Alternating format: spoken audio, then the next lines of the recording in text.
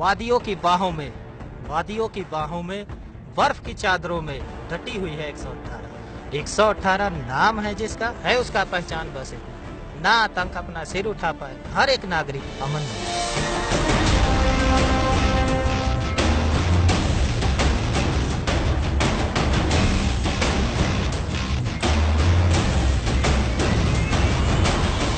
अपने देश और बल की गरिमा की खातिर दुश्मन का सीना चीर देंगे हम।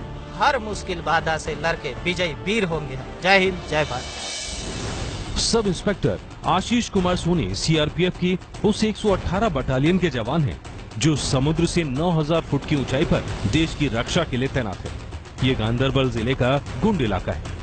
श्रीनगर से करीब 90 किलोमीटर दूर इस जगह पर सीआरपीएफ की सबसे ऊंचाई पर तैनात बटालियन है।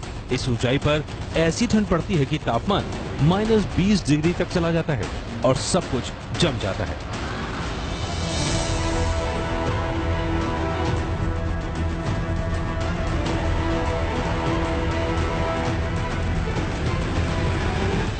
इस वक्त अगर हम यहाँ ठंड की बात करें तो बेतहाशा ठंड है।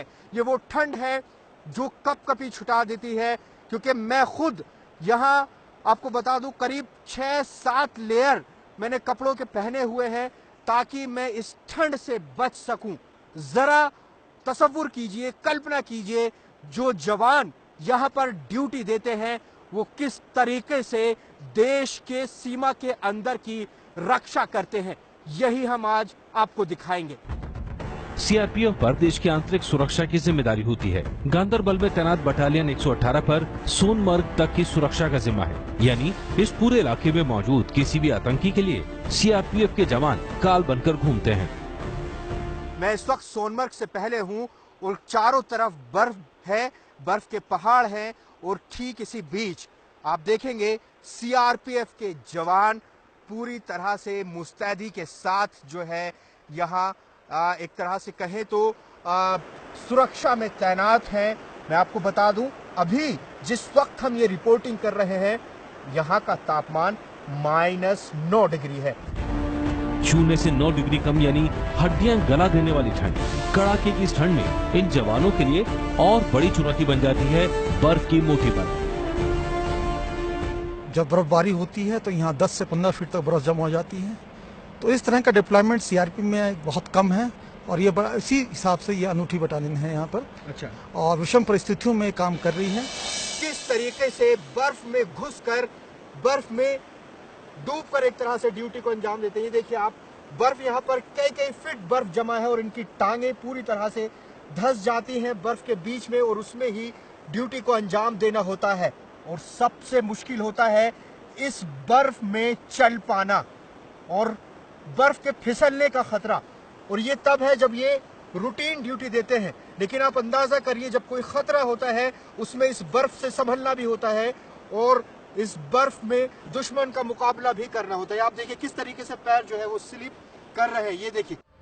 आपको बता दें कि हालत तब है जब इस बार यहाँ हल्की बर्फबारी हुई है। आमतौर पर यहाँ इतनी बर्फ गिरती है कि दिसंबर से मार्च तक चारों तरफ सिर्फ बर्फ ही बर्फ होती है। यहाँ से सोनमर्ग तक जाने वाली सड़क भी नजर नहीं आती। पानी बहुत जल्दी जम जाता है। सड़क पे पानी जम जाएगा, वाहन हमारे नहीं जा पाते हैं। जो जवानों को ड्यूटी पे जाना है, गांदरबल जाना है, कहीं और जगह जाना है, वो मूव नहीं कर पाते हैं वाहन। उसमें दिक्कत आती है, पानी की प्रॉब्लम आती है।